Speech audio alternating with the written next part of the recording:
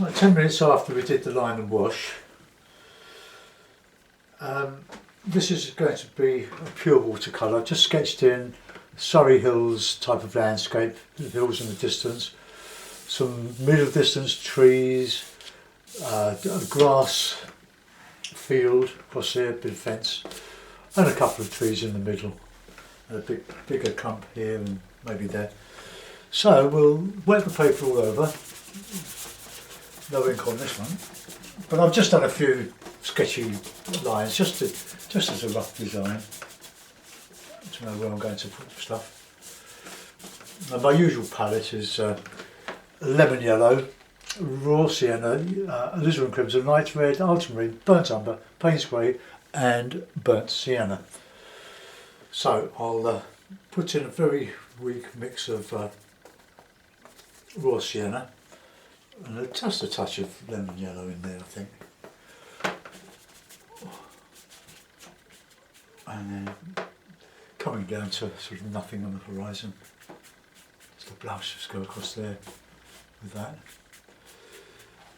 Now while that's wet, I'll put in some nice blue. Just a limpid sort of sky, I think.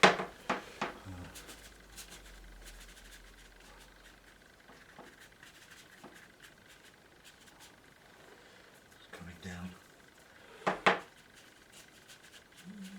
to here and just washed out a bit now.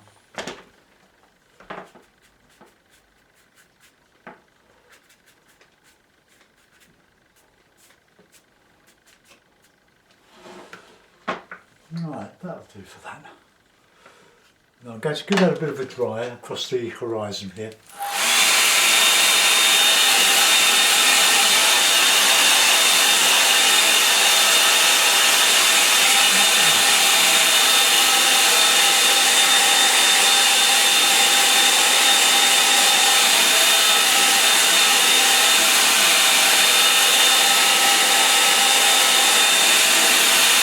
I just want to take the shine off the paper because that can be quite critical, as you probably know from your own experience. Catch it wrong, you get these sort of hard edges form. But then we are doing wet in wet, so I'm going to mix a bit of alizarin crimson with my blue and just put in some distant trees, just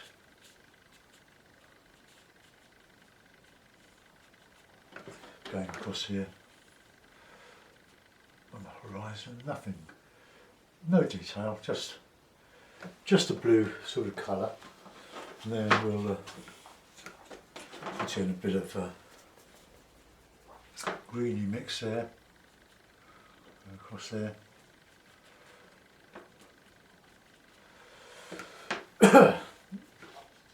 And I'll just wash in. I'm going to try this Payne's grey, burnt umber and lemon yellow.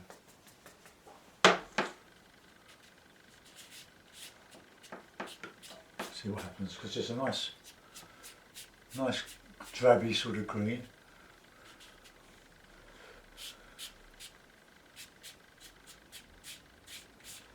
Trying to show some variety in this field. I'll put some harder stuff on afterwards. Detail on it. The clips are getting in the way a little bit.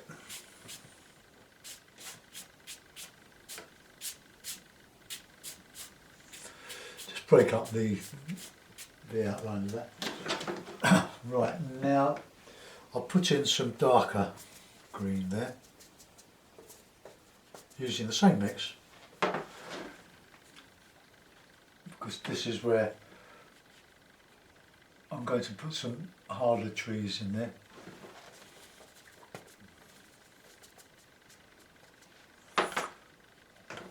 Now we'll darken that.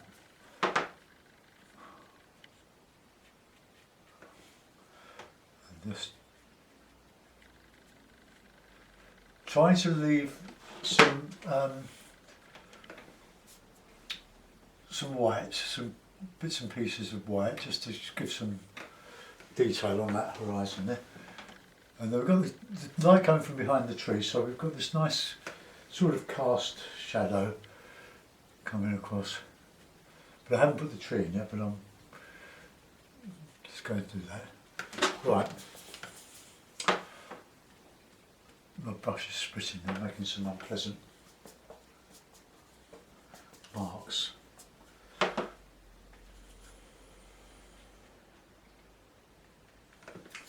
And then we've got some, I'll put some harder trees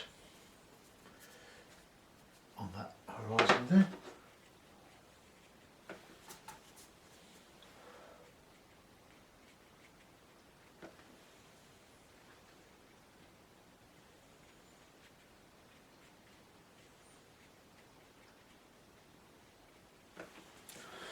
My brush is splitting, so when your hake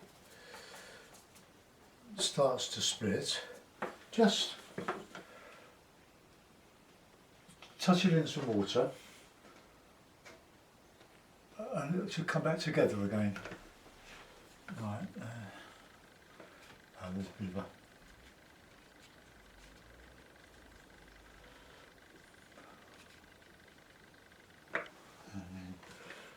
plenty of darks in here.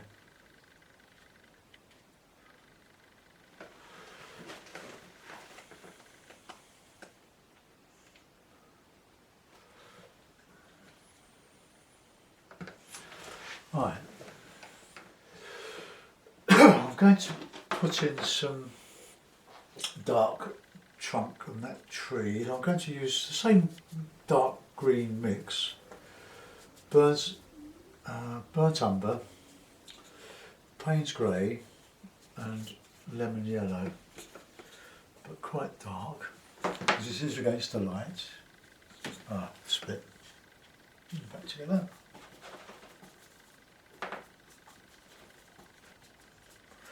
Right, there we are. So we'll just have that come up here.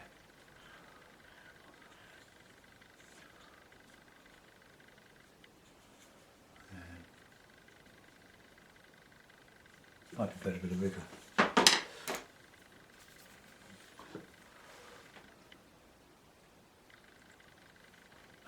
Right. I'm not going to take this right off the top of the picture, but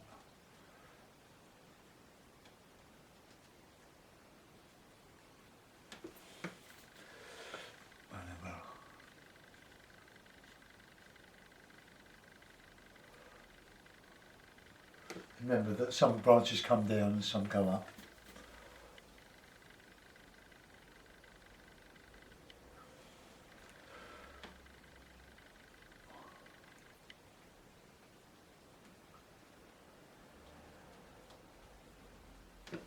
Into the canopy. Don't want to put too many of these in.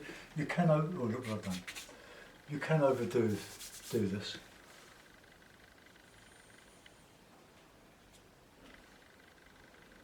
What's the danger of overdoing it? But it's a lovely dark green, that mix. Let's just anchor that there. Put some harder stuff in there.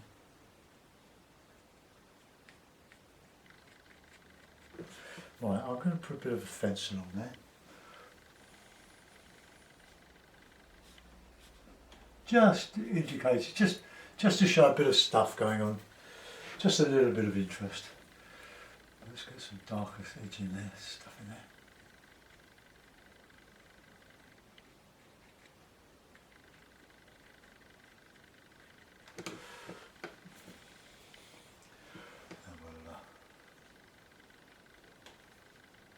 And we'll just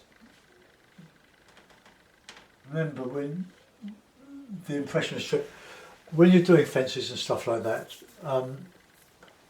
leave some out. Don't put it all in. Don't let the picture do all the talking.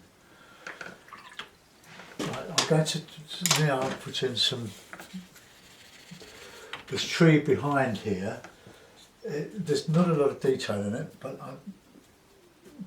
it is. I'm doing it in sort of a reddy blue.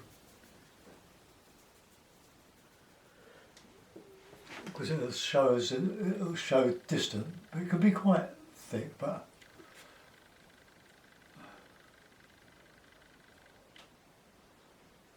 I want it thick because it's got to hold up quite a canopy of trees, but I want it to have this reddy tint so that it's just a bit of warm, not too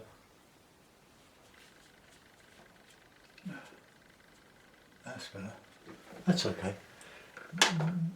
Now, wet my brush, make sure it's nice and clean.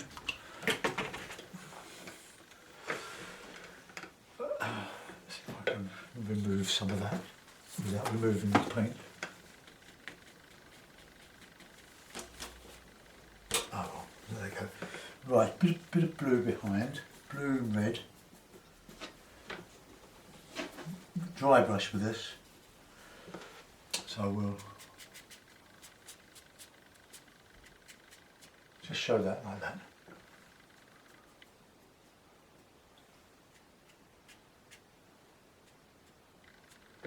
Okay, get that in there. Let that dry. Then I want to put in some burnt umber, Payne's grey, lemon yellow.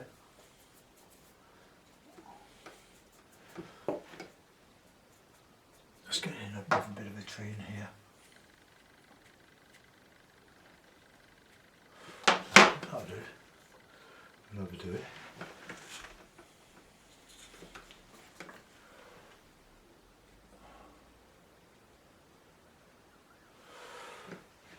Right, dry that off.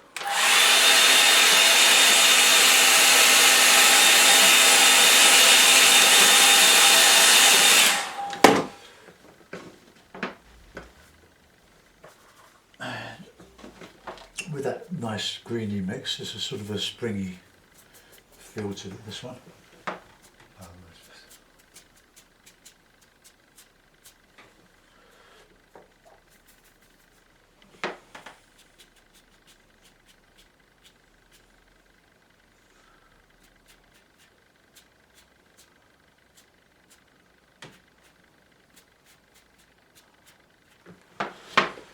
Right, that seems to be okay.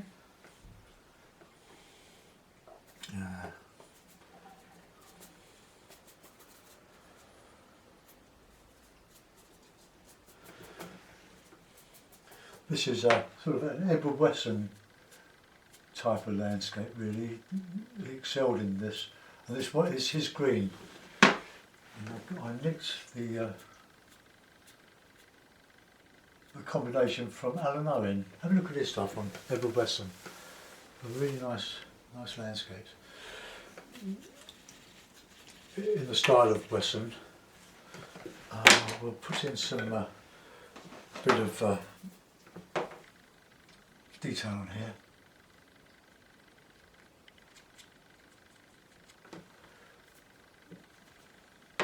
Now a little goes a long way with foregrounds. Remember, when you are looking at the distance, you're not looking down at your feet. You are looking at the distance, or the middle distance. Just a little bit of texture.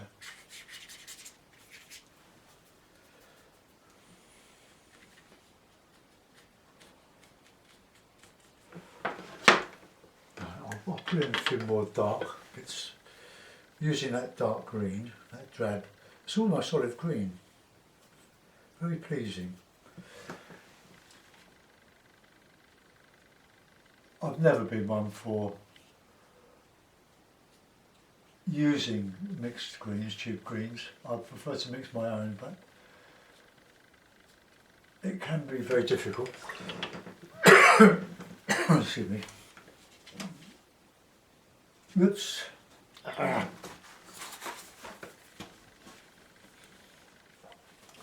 That's supposed to be a signature in there.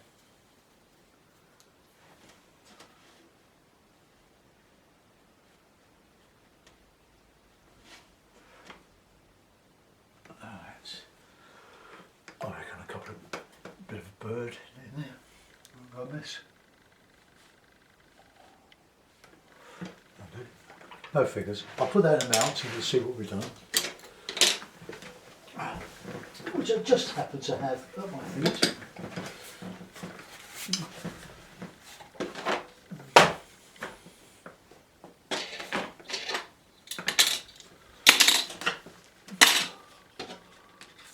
Pity about that cauliflower on here. I'll zoom you in on this one.